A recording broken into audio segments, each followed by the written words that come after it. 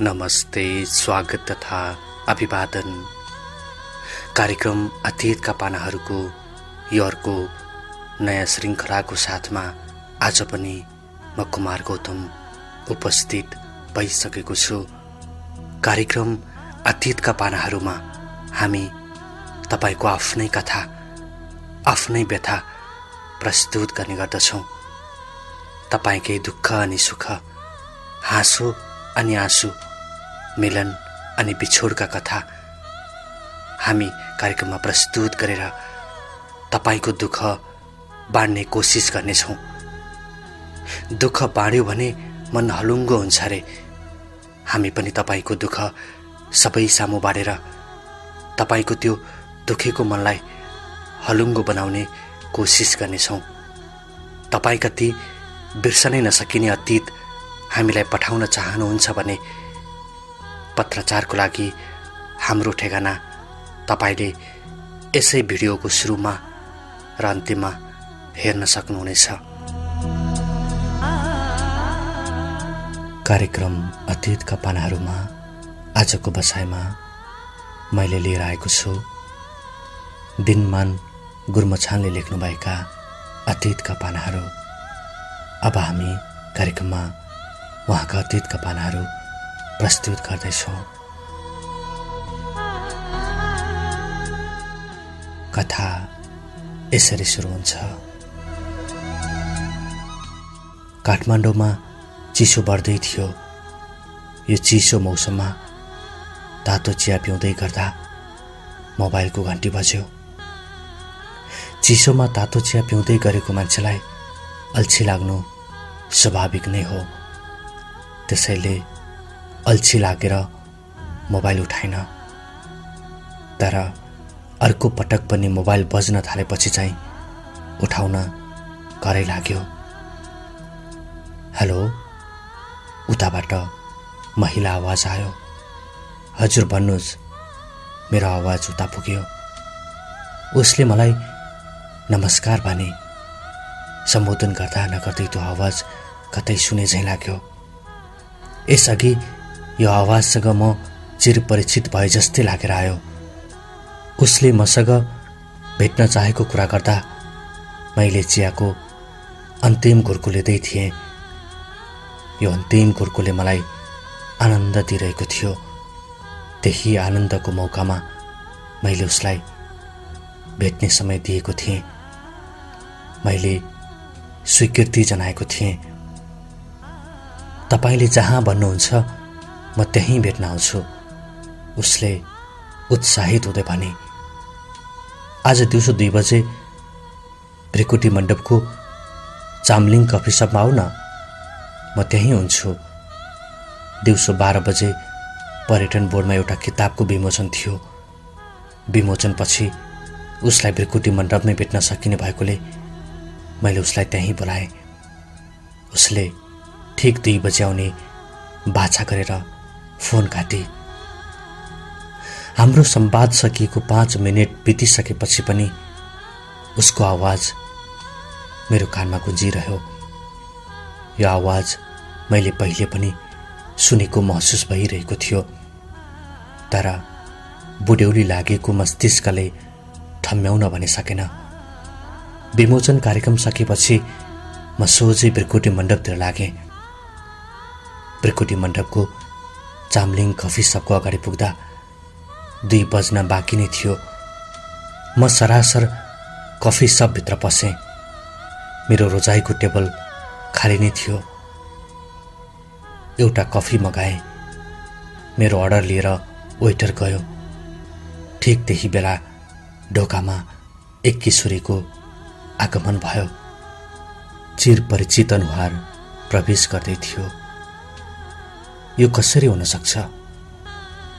उही अनुहार, उही कदकाठ, उही उमेर। ऊ त हुनै सक्दैन। म उसलाई हेरिरहेँ। मेरा आँखा झिमिक्क पनि गरेनन्। ऊ सरासर मेरो टेबलको नजिकै आइसकेकी थिए। अझै पनि म होस हराए चाहिँ उसैलाई हेरिरहेको थिएँ। उसले नमस्कार गरेर आफ्नो परिचय दिई बिहान मलाई फोन गर्ने उही नै रहेछ। मेरो सामुन्नेको कुर्सीमा बसी म उसैलाई एकहोरो हेरिरहेको थिएँ। मैले उसलाई यसरी हेरेको देखेर ऊ बोले, तपाईँ नझुकिनुहोस्, म प्रतीक्षा होइन, म उहाँकी छोरी दिया हुँ। उसले रहस्य खोले एकदम छिटो, उही भाव र उही शैलीमा, उही बोली। म चुपचाप उसले बोलेको सुनेर प्रतीक्षालाई सम्झिन थालेँ। काटीकुटी आफू जस्तै छोरी जन्माएकी रहेछ। उसले अप्ठ्यारो मानेको थाहा पाएर म बोले, ए काटीकुटी प्रतीक्षा नै छौ? आमाकी छोरी भएपछि हुँदैन त? उसले हाँस्दै जवाब दिए। उस्तै चञ्चली, उही हाउभाउ। उसका लागि कफी अर्डर गरे। मलाई भने विगत र वर्तमानले व्याकुल बनाउला चाहिँ भयो। के बोलौँ के नबोलौँको दोसादमा अल्मलिरहेको बेला उसैले भने, म तपाईँलाई भेट्न आतुर थिएँ। तपाईँको नाम मैले बेला बेलामा आमाको डायरीमा देखेकी थिएँ। त्यस्तो किन होला? बिचैमा मैले प्रश्न गरेँ। आमाको तपाईँ मिल्ने साथी हुनुहुँदो रहेछ। नाम त मैले डायरीमा पढेको थिएँ। पछि तपाईँका कथाहरू पत्र पत्रिकामा पढ्न थालेपछि मैले सम्झेँ तपाईँ त आमाको साथी पो। मलाई पनि साहित्यमा रुचि छ, त्यसैले भेट्ने चाहना पलायो। टेबलमा आइसकेको कफी उसले उठाई अनि सुरुप्प पारेर भने, तपाईँको दम्स कथा सङ्ग्रह हात पर्यो। पढेपछि तपाईँको नम्बर पत्ता लगाएर आज कल गरेकी। उसले बेली विस्तार लगाई। म उही 20 वर्ष अघिको समयमा पुगेँ। बस पार्कबाट बस चढेँ। म अलि हतारमा थिएँ। बसमा खाली सिट खोज्दै पछाडि पुगेँ। एउटा खाली सिट देखेर बसेको थिएँ। सिटमा पहिलेदेखि कोही बसेको थियो। म बस्नासाथ उसले मलाई हेरे। ठिक त्यही बेला मैले पनि उसलाई हेर्न पुगेछु। उसको दपक्क बलेको मुहारले मेरो ध्यान खिच्यो। म घरिघरि उसलाई चोर नजरले हेर्न थालेँ।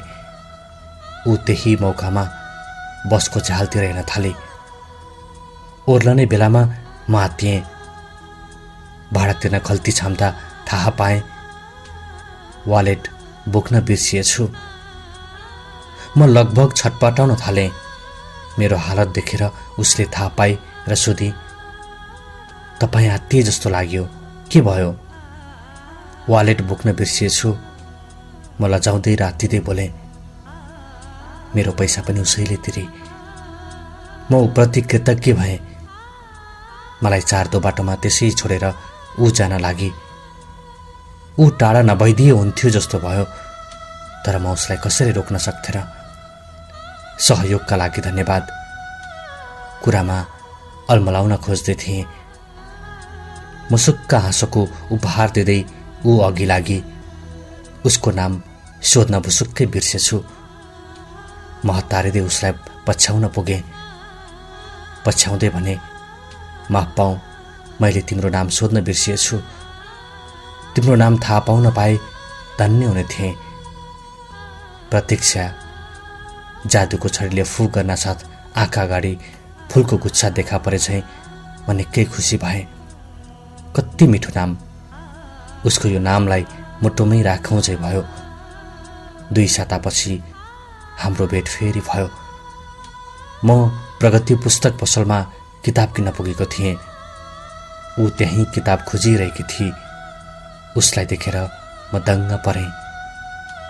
कुन किताब लिएको? उसको नजिक पुगेर सोधेँ। मलाई देखेर ऊ पनि दङ्ग परे। मिठो मुस्कानसँगै जवाफ फर्काई। कथा सङ्ग्रह खोज्दै थिएँ। दुवैजना किताब किनेर पसलबाट बाहिरियौँ। बाहिरिँदासम्म मैले उसलाई कफी पिउन आग्रह गरिसकेको थिएँ। मेरो आग्रहलाई उसले सहर्ष स्वीकार गर्न केही समय लागेको थियो। मेरो अनुरोधलाई बल्ल बल्ल मानेकी थिए। हामी नजिकै रहेको अरणीको होटलमा बस्यौं। कफी पिउँदै निकै बेरसम्म कुरा गर्यौं। समय बितेको पत्तै भएन। त्यसपछि भने हाम्रो भेट समय समयमा हुन थाल्यो। नजानिदो किसिमले हाम्रो मित्रता दरिलो बन्दै गइसकेको थियो। प्रत्येक भेटमा हामी कफीसँगै समय बिताउँथ्यौं। ऊ धेरै बोल्थे, म उसको कुरा सुनिरहने। भेटघाटले हाम्रो सम्बन्ध कति बेला प्रेममा परिणत भयो हामीलाई पत्तै भएन। बेला बेला किताब लिने दिने बहानामा हामी भेटिरहन्थ्यौं। घन्टौँसम्म कुरा गरिरहन्थ्यौं। ऊ भन्थे, जिन्दगी छोटो छ। यही छोटो जिन्दगीमा मान्छेले आफ्ना रहरहरू पूरा गर्नुपर्छ। के थाहा आजको दिन नै अन्तिम हुन सक्छ। यति कुरा ऊ सजिलै भन्थे, मानौ जीवनको मोह नै छैन। उसको कुराले म भित्रैदेखि दुखी हुन्थे। मलाई उसँग जीवन बिताउनु थियो। उसँग लामो समय बाँच्नु थियो।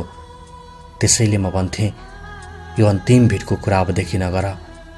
मैले तिमीसँग लामो समय बिताउनु छ। त्यसपछि ऊ आँखा चिम्म गर्थे। म उसको हात समाउन पुग्थेँ। हामी एक अर्कामा हराउँथ्यौं। घरमा मेरो बिहेको कुरा भइरहेको छ। कफी पर्खँदै गर्दा उसले अचानक भनेकी थिए। उसको कुरा सुनेर म स्तब्ध भएँ। यति भनेर ऊ चुप लागे। मेरो मन चिसो भएर आयो। मुटु रोकिएला झैं भयो। आँखा अघिल्तिर धमिलो छायो। तैपनि आफूलाई सम्हाल्दै भने, हामी भागेर विवाह गरौं। ऊ केही नबोली बसे। उसका आँखा रसाउलान झैं भए। म अब के बोलौं के गरौंको दुसादमा थिएँ। मन भत्भत्ती बोलिरहेको थियो। कफी टेबलमा आइसकेको थियो। ऊ कफीको बाफ उडिरहेको हेर्दै थिए।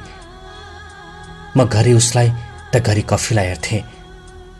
यो कठिन घडीमा मैले उसलाई के भनी सम्झाउने म अन्यौलमा थिएँ। उसको हात समाउँदै भने, चिन्ता नलिऊ, पहिले कफी खाऊं अनि कुरा गरौँला। कफी पनि नमिठो लाग्यो। सायद जिन्दगी नै तितो हुने सम्भावनाले छोपेको थियो। म नमिलो भएपछि अरू के मिठो हुन्थ्यो र। तिम्रो घरमा हाम्रो बारेमा कुरा गर्नु पर्ला। हामी एक अर्का बिना बाँच्न सक्दैनौं। त्यसैले हामी सँगै जिन्दगी गुजार्नका लागि यो आवश्यक छ। मैले हिम्मत जुटाएर उसलाई हौसला दिन चाहे।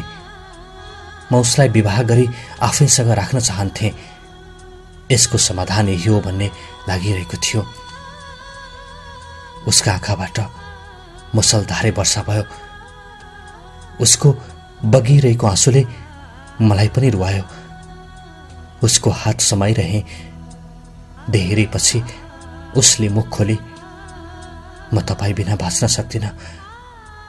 तपाईँ मेरो सब थोक हो। तर म आमा बुबालाई रुवाएर आफू खुसी हुन पनि सक्दिनँ। उसको यो जवाफले मलाई अन्यौलको स्थितिमा पुर्यायो। अब मैले के भन्ने?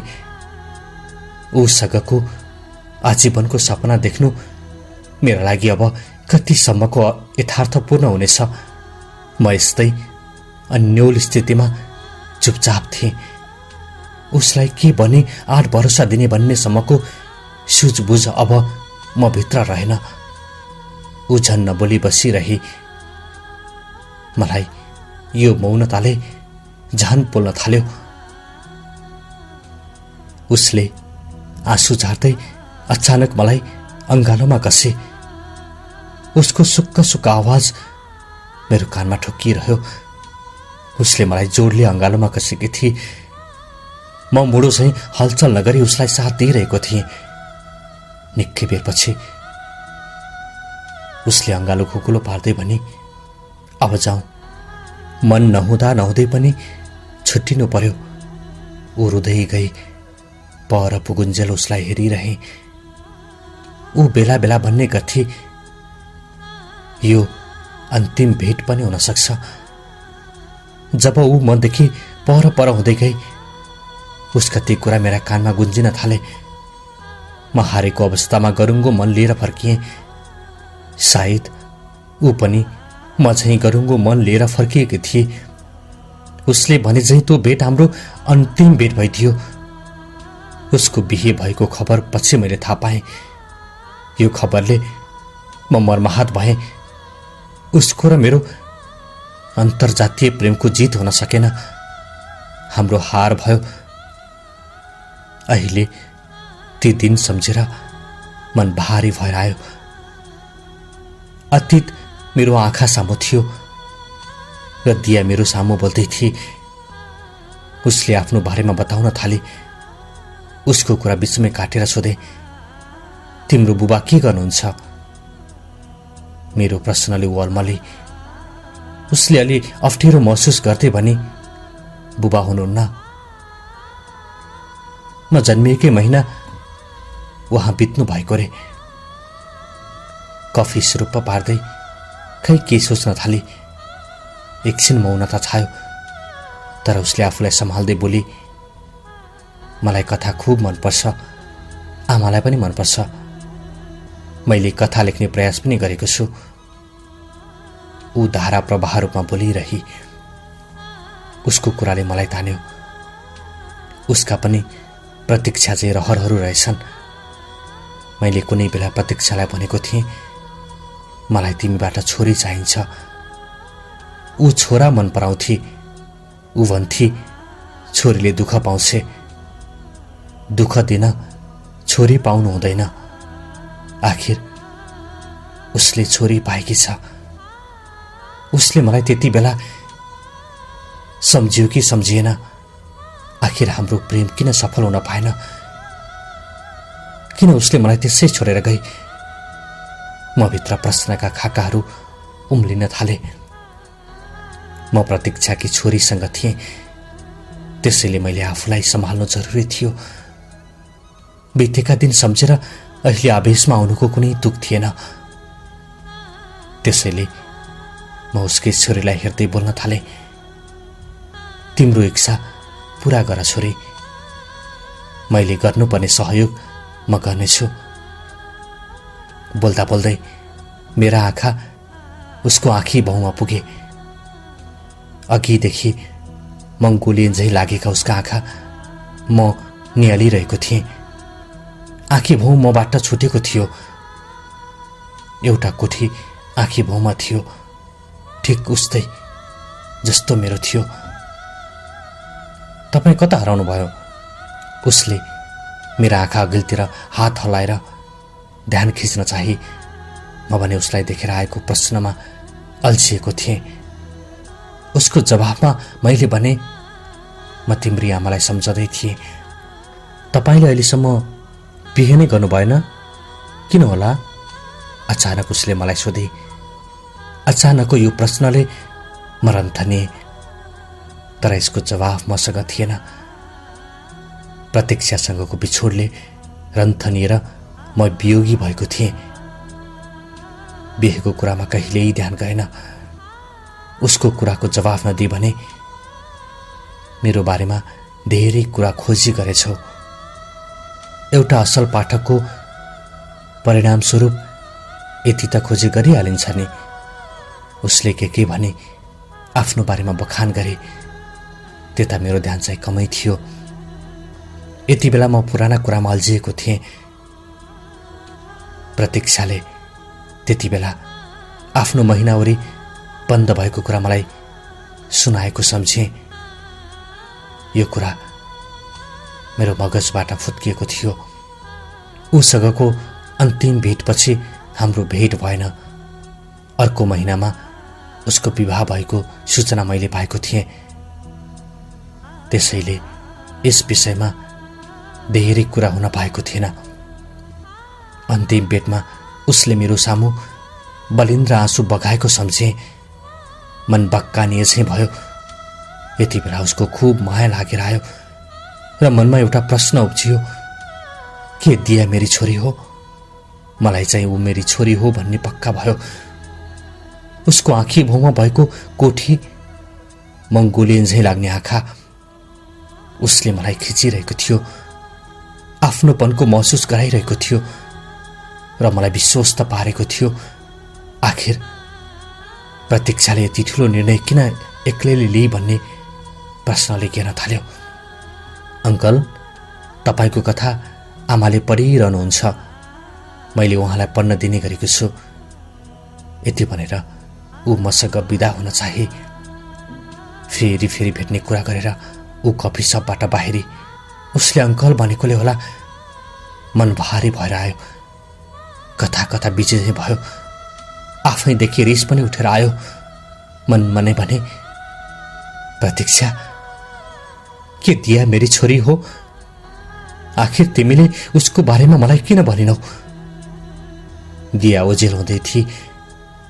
यता अनायासै मेरा आँखा रसाइसकेका थिए। दिनमान गुर्छमान। मित्रहरू, भर्खरै हामीले कार्यक्रममा वाचन गर्यौं दिनमान गुरुमछानले लेख्नुभएका यी अतीतका पानाहरू हामीले कार्यक्रममा वाचन गर्यौं। तपाईसँग पनि यस्ता कुनै अतीतका पानाहरू छन्, कुनै यस्ता अतीतका घाउहरू छन् जुन अतीतले तपाईलाई पीडा दिइरहन्छ, बोलिरहन्छ, मन दुखिरहन्छ भने पठाउनुहोस् न तपाईका ती अतीतका पानाहरू। हामी यसै गरी तपाईका ती अतीतलाई कार्यक्रममा प्रस्तुत गरेर तपाईको दुखेको मनलाई हलुङ्गो पार्ने कोसिस गर्नेछौँ। हामीलाई पत्रचार गर्नको लागि हाम्रो ठेगाना तपाईले यसै भिडियोको सुरुमा र अन्तिममा हेर्न सक्नुहुनेछ। अब आजको लागि कार्यक्रम अतीतका पानाहरूबाट मैले पनि बिदा माग्नुपर्ने बेला भइसकेको छ। कार्यक्रम अवधिभर मलाई सुनेर साथ दिनुभयो, तपाईलाई हृदयदेखि नै आभार व्यक्त गर्न चाहन्छु। अब अर्को कार्यक्रममा फेरि तपाईसँग भेट्ने बाचा गर्दै आजको लागि कार्यक्रम अतीतका पानाहरूबाट कुमार गौतम बिदा हुन्छु। तपाईको बाँकी समय शुभ बितोस्। हवस् त, नमस्ते, शुभरात्रि।